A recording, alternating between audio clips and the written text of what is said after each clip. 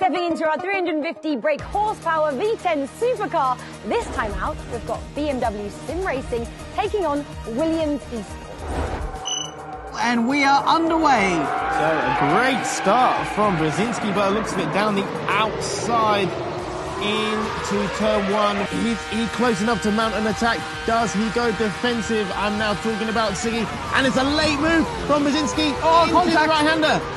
Yeah, contact, and we have the BMW having to skip through the chicane.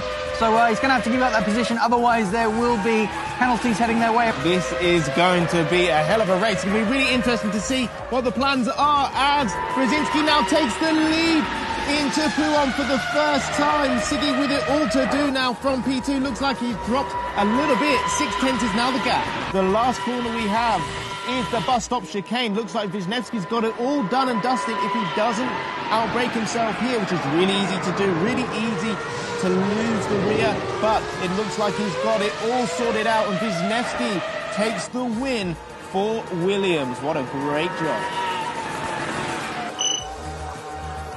We've got a BMW front row lockout with Kevin Siggy and Michael Romanidis leading us off.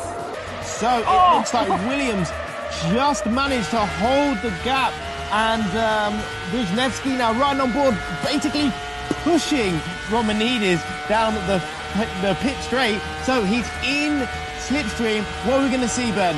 We're going to see lots of overtaking here, lots of slipstream. Brzezinski into P2, swapping between Romanidis and Wisniewski, and they all get through cleanly, which is the main thing. Wisniewski pretty much going in the middle of two drivers to go from P5 to P3 as we head into the right-hander. It is Romanidis in third, trying to put pressure on P2, and yeah, there's certainly a bit of tactics there as Romanidis is now through for P2. Romanidis trying to go left, trying to go right, and it looks like Stefanko's down the outside, but big contact from Kornbach, taking out Wisniewski. We're on board with Siggy, and he takes the win. A great commanding victory for BMW and Kevin Siggy.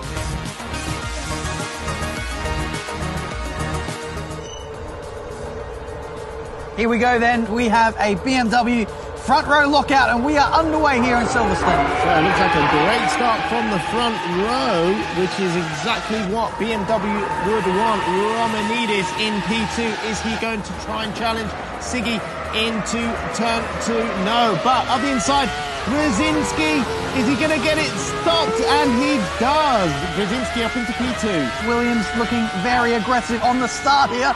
As you can see, Stefanko trying to go up the inside of Romanidis. And it looks like it's going to be a contest between the two. Stefanko has the outside line as we head into the middle sector. And I think for the time being, it's going to be Romanidis ahead. Wisniewski trying to go right around the outside of Cox. It's never going to work there, so he has to tuck back in to the slipstream and go again as we head into the final few corners. Here comes Siggy. It's been a nice, measured, composed drive from him so far. No mistakes, and it's going to be a win for him and BMW here in Silverstone.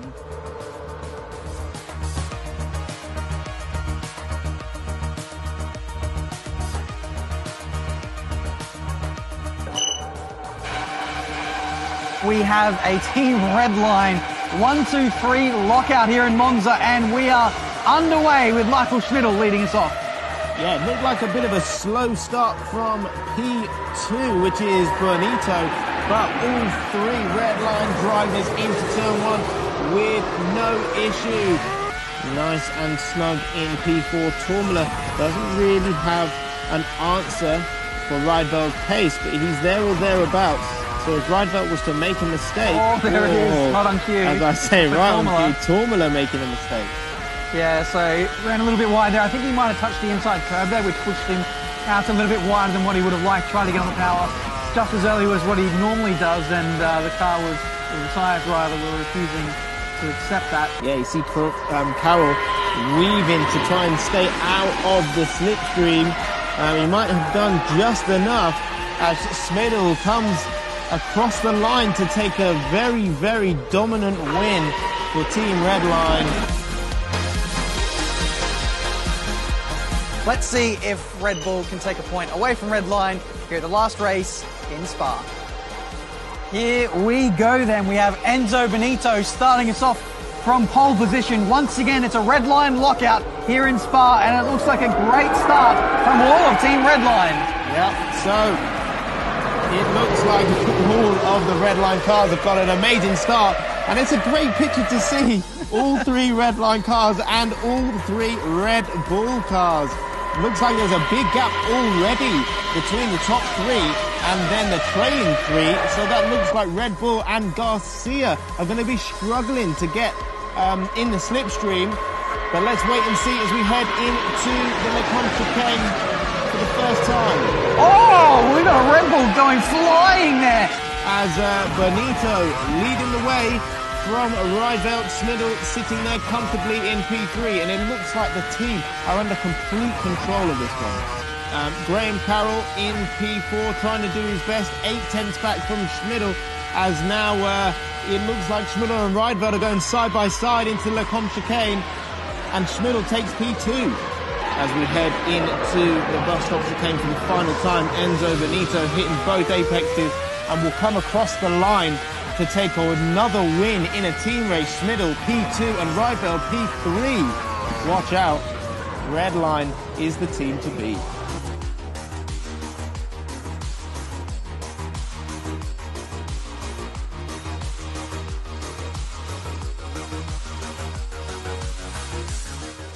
Let's see who comes out on top in this one.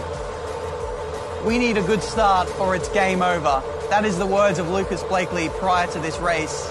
Let's see if Aston Martin can steal a point off a Yas Heat here in Mugello. They're in the box seat to get this one. Here we go for Mugello, and it looks like a good start for our pole sitter and Yas Heat as Lucas Blakely drops to P3. Yeah, that is not the start he wanted, but he is in the slipstream of Tome, and he's going to make an attack through the middle of two drivers potentially. Does he make it? Stick it around the outside. It's three abreast. Oh, contact, and Blakely has managed to get himself up into the lead. Wow. After all of that, what a great start from Aston Martin. The two Yas Heat boys getting a bit tangled up with each other, and I nearly thought for a second that Bianca Lila was going to be into the lead round the outside of turn one, but in the end he's in last. You can see a replay down into turn one. Bianca Lila was on the outside, and I actually thought he was going to take the lead, but he went in too deep. It invited Blakely back into the fray, and somehow Blakely was the one who won out of that. Maybe Tome leaving a bit too much space at that second phase, that second corner. Yeah, I did say that the Yas Heat guys just cracked into the race. They didn't. Unfortunately, one of them got, I think it was Bianca Lila, was just in the wrong place at the wrong time and ended up getting pushed a tiny bit wide from Blakely. And Aston Martin are going to take this victory away from Yas Heat here in Mugello.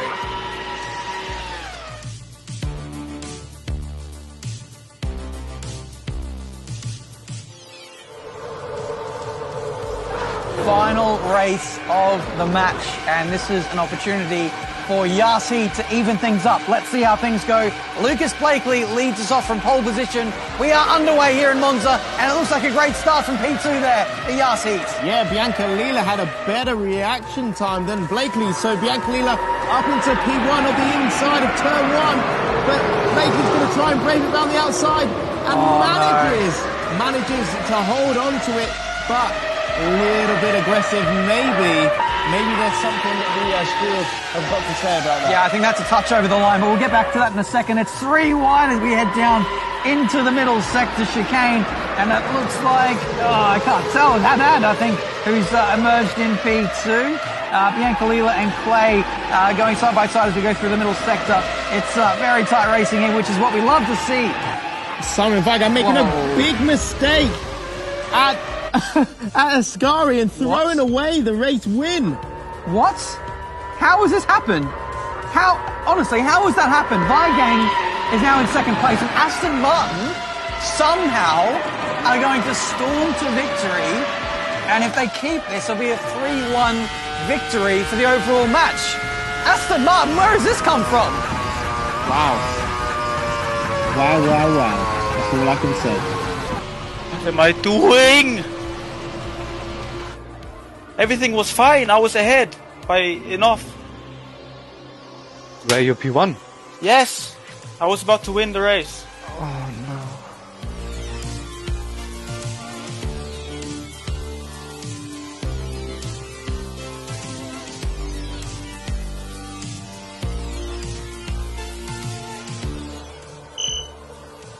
we have McLaren Shadow starting from pole position, and we are underway for the relay race. So it looks like a great start from Baldwin into turn 1, the source, and it's going to go down to the wire with about a 2-second gap for Arnold to try and minimise. I just noticed Lopez didn't look too happy after that stint. I think he'd be a little bit upset with himself that he wasn't able to make up a little bit more time. It's side by side. They're through each other as they come out of the pit lane, and Fordzilla have somehow got this one. Wow, that is incredible. So that has allowed Elvin Smith to be down the outside on the way on the inside. Oh, no, they're both gone.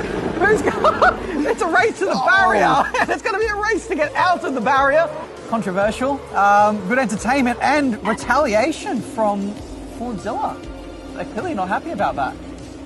Like I left like I'm plenty of room. Yeah, you left like 3 cars of space. Yeah.